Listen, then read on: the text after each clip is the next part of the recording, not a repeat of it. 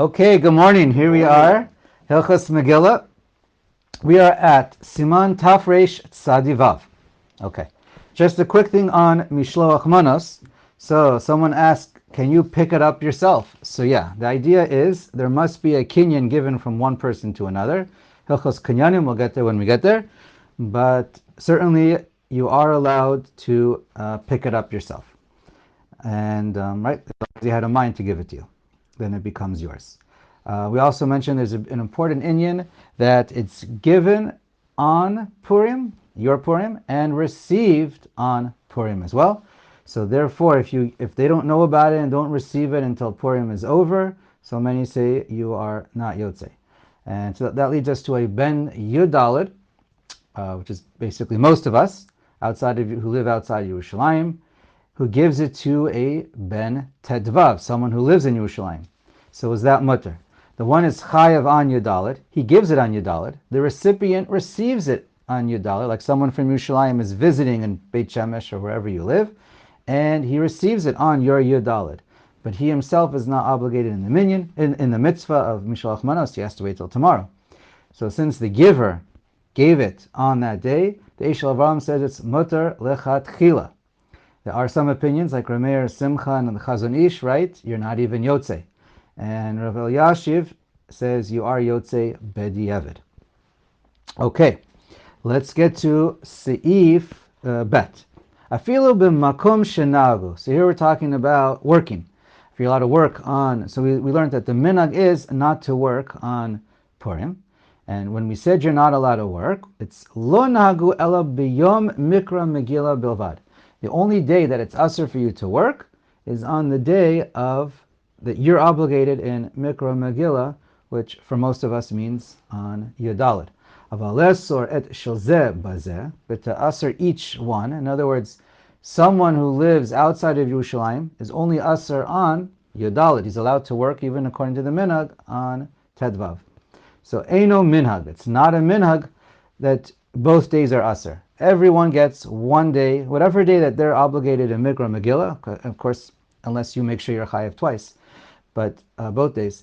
But normally everyone gets one day where that's the minhag. Which you do by sleeping. Right, that we learned. It's all based on sleeping. Right, so if you're visiting and you plan on going back home that night, you're not making yourself mechayev. Right, just by going back. But we learned those halachos. There are a few details. But generally, it's where you are sleeping overnight and intend to sleep overnight. Okay. Now, a couple quick things about malacha. So this is for the Isser malacha. Can a person get a haircut on Purim? Because there's a malacha of cutting. So Chazon Ovadia and many write it's mutter lechatchila because it's letzorech hayom. However, it happens to be pretty much a split machloket among Ashkenazim. If it's mutter asur to get a haircut. Now, obviously, most of us are too busy to get haircuts. I've never seen anyone get haircuts. I've never seen anyone asur getting haircuts. Yeah, if you find someone that has time to get a haircut on Purim, please let me know. Okay, and what about getting work done through a goy? So that's mutter lechatchila. That's mentioned by the Magen Avraham, and we see it by the Shulchan Aruch himself. Because even when it's asur midin on Erev Pesach, the poskim say, he writes, you're allowed to you may not allow to work. That's not even a minhag. It's asur on Erev Pesach, but you are allowed to have a goy work for you on Erev Pesach. Okay, so everyone agrees that's mutter. What about getting cutting your nails? So there also, Sfardim would say it's for sure mutter, like Chol HaMoed is also mutter, but Ashkenazim it's a machloket if you're allowed to cut your nails on Purim. And I think everyone agrees you're allowed to take pictures. It's for enjoyment, and that's for sure not a problem. Okay, now let's go to Gimel. Yom Yudalad v'Yom Tedvav Asurim behesped v'ta'anit l'chol adam b'chol makom. So it doesn't matter where you live. Everybody is not allowed to do hespedim, full eulogies, or to fast on the 14th and 15th of Adar. Bein livnei krachim shehem osim Tedvav bilvad.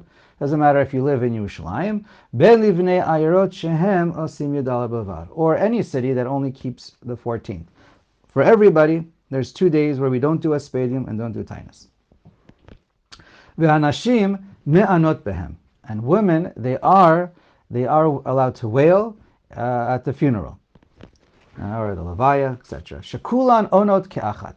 That's when they're all wailing or crying out loud.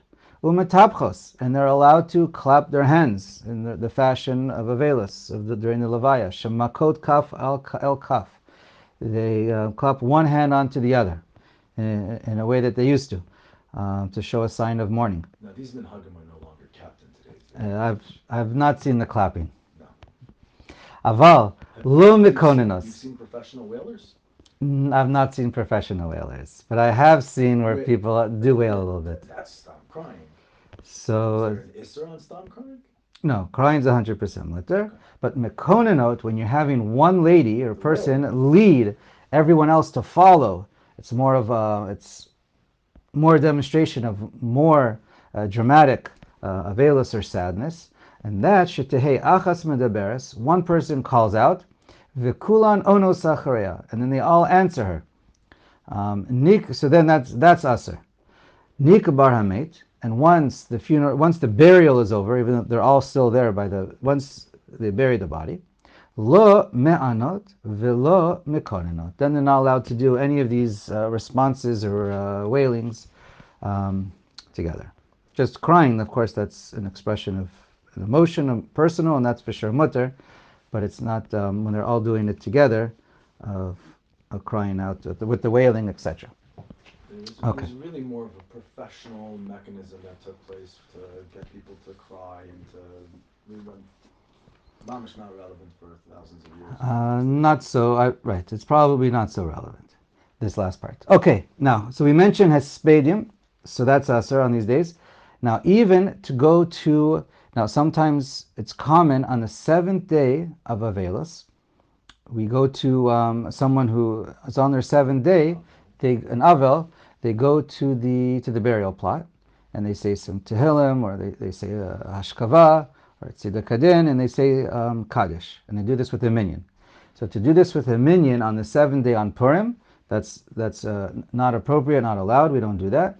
The other thing that the Mishnah Berurah adds, again, I'm not sure how kept or not kept it is.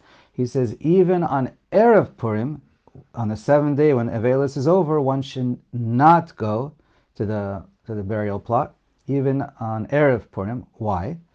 Because he says other people watching may not know it's your seventh day. They might think, maybe it's the second day or the fourth day. And what's happening? Purim comes along, and Purim is stopping the Avelis. That's what people might think. And it's not the halacha. So therefore he says you shouldn't, an Avel should not even go on even if the seventh day falls out on Erev Purim as well. Okay, now we're going to learn a little bit about Avelis. Okay, just one quick introduction here.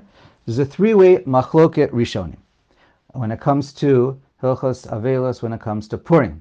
So one extreme is the Sheiltos, and the Sheiltos holds once Purim comes along, again, it doesn't apply to Chanukah and Rosh Chodesh, but once Purim comes along, it's just like Yom Tov. It stops Hilchos Avelis. Right? It's, a Yom Tov of, let's say, of the Chagi of Sukkot and Pesach, Shavuos, if that comes out during one of the 7 days, then that stops your 7 days of Avelis completely, and you jump right into the 30 days, an Avel. Then you jump into the 30 days. Okay, so that's his opinion, that it stops Avelis completely. We don't hold like that, no one holds like that. Now, the Rambam holds that Avelis doesn't stop at all, and one who's an Avel continues Avelis 100% right through Purim. Purim's before, Avelis would be before, it would continue through and after, and all the halachas of Avelis applies on Purim as well. That's the opinion we're going to see of the Shulchan Aruch and Orach Chaim. No one follows this halacha either. What's the third opinion that is the halacha both for Ashkenazim and Sephardim? Is we follow the Rosh, just who follows the Maharami Rottenberg. And he says in Avelis, an Avel is an Avel for everything betzina, and not just like Shabbos. Right, and not b'fer Hesia, just like Shabbos. So therefore, It's Ola that we're going to see. It counts for anything that's before Hesia is mutter. One's allowed to wear uh, leather shoes, Shabbos clothing. They don't tear again, even for a parent. They're allowed to sit on a regular chair. Those are all things that are considered public. Anything that's betzina, such as the shower or marital relations, so these things would continue, just like on Shabbos, they would continue on Purim. So let's read this inside. Daled. Kol divrei avelos nohagim b'Chanukah uPurim. So all the halachos of avelos applies to Chanukah and Purim. That's the opinion of the Rambam that we don't hold by. Haga, umikol makom yilech lebeit haKnesset lishmoa Megillah. But the Rama adds, even according to the Rambam, you should hear, Megillah. you would hear the Megillah. Okay? Or he's saying that at least in the opinion of the Shulchan Aruch. I'm not positive what the Rambam himself would say. V'im yuchal le'esof minyan leveito likrot ha-Megillah adif tvei. But according to this first opinion, based on the Rambam, if you would, an Avel would, if he can get a minyan, if an Avel can get a minyan in his house, so that's preferable than going to Shul. V'yesh omrim. Now, this is the opinion lahalacha that's mentioned in the Ramah. V'yesh omrim she'ein avelos noeg b'Purim, lo b'Yudaled v'lo b'Tedvav. There is no avelos mourning on Purim. Now, that's applying for the person's day, whether it's his Yudaled or his Tedvav, either one. But everybody gets one day off. V'chen nohagim, and that is the minhag. V'afilu avelos yom rishon nidcha mipnei Purim. Even the first day of avelos gets pushed off, and when it's on Purim, an Avel does not keep the halachos of Befer Hesia, of avelos. Aval devarim shebetzina noheg, but everything that's private, that does apply. Right? That's what we mentioned. Ve'af al pi she'ein noheg avelos b'Purim, even though there's no avelos Befer Hesia on Purim, olelo leminyan sheva yemei avelos kamo Shabbos. It still counts as one of the 7 days, just like Shabbos. V'chein pasak harav be'atzmo, and this is the own psak of the Shulchan Aruch himself in the Tur, Rav Yosef Karo, in the Tur Yoredeya. Really, it's in Yoredeya. But okay. But it's in the Torah. It's not. No, it is in the Yoredeya itself. It's in the actual Shulchan Aruch. Oh, it's in the Shulchan Aruch. Really, Yeah. Okay. Yeah. So v'chen halacha l'ku. I think so. Okay, let's double check. V'chen halacha l'ku alma. Yeah, it's for sure there. It's for sure in the Torah. Okay. Now I have to double check. No, it's in the cliff. But it's in the words of Rav Yosef Karo. Okay. So now, what happens when it comes to for tefillas, for lemaisa, for us, for everyone? What do we do for Mariv and Shachris, and for Megillah reading, for an Avel?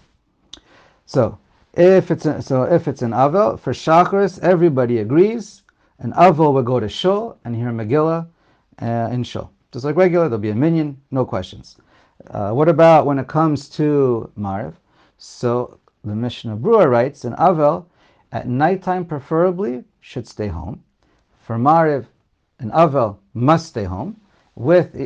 Try and get a minyan, and if no one wants to come, then daven b'yachidus at home, and then go to hear the Megillah reading.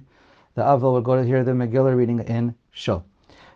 He holds it's better to do it at home, but the Megillah needs a minyan. So if there's a minyan at home, that's better. If you can't get a minyan at home, go to Shul. Orach Chaim writes that it's optional for the Avel, that he can either do Mariv at Mariv or Megillah reading can be at home or at Shul, and try and get a minyan. Either way. So that's a Orach Chaim. You have either option. Okay.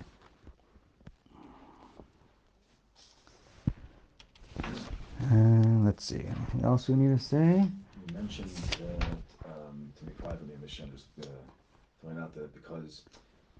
Yeah, we'll do Motzei Shabbos. Right, Motzei Shabbos because of Purim. Is that what so now let's do Motzei Shabbos, and we'll see. Hey, Im Chal Purim b'Motzei Shabbos. I'll just point out 3 reasons why it's better to daven Mariv for an Avel in his home versus going to Shul. So one is, some hold that there is no Avelus, there is no heter of Avelus Balayla. Avelus, and that's actually the opinion of, I believe, the Mishnah Brura and the Maharsham, that there is no, that Avelus applies at nighttime, and there's no heter for Befarhesia at nighttime. That only starts during the day when we say Yemei Mishta V'Simcha. So that's one opinion, which is why the Mishnah Brura is strict to stay home. The Pri Megadim writes that often they said Arvit, they prayed Mariv during before Tzeis. So before Tzeis, there's no heter to treat it like Purim, and therefore, okay, so that's the reason why it's in general, it's better to daven, it's written in halacha to daven Mariv at home. The other third reason is, and this is mentioned by the Machzit HaShekel, is because he says the heter of on Purim, things becoming mutter befarhesia, only starts once a person davens Mariv. So until he starts to daven Mariv and says Baruch Hu and starts to daven, he's not allowed to leave his house yet. So that's why. Because the Mariv is right. That's Ma'ariv is what. It's nothing. The ha'ara of the Yom for this halacha starts with Mariv. So that's his suggestion. Why it's better to daven Mariv at home. Okay, but again, it's a machloket, which is the best practice. Hey, Imchal Purim b'motzei Shabbos v'ha'evel yoshe b'veit ha'knesset b'shabbat b'mincha. If a person's already in shul from the afternoon, goes to shul for mincha, shalosh shidduchos, he's there, whatever reason he's there. But that was the often reason is once a person goes there for mincha, he might stay. So then once you're there and Shabbos ends, if Purim is motzei Shabbos, lo yitzei misham ad she'yitpalel tfilas arvis v'yishma kriyat Megillah.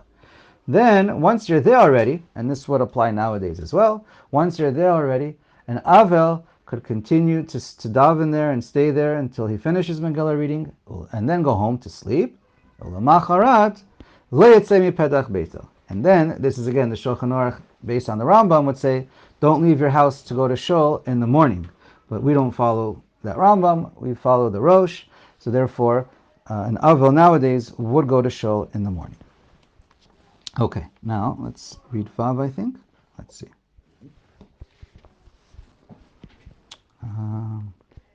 Right. We mentioned it before.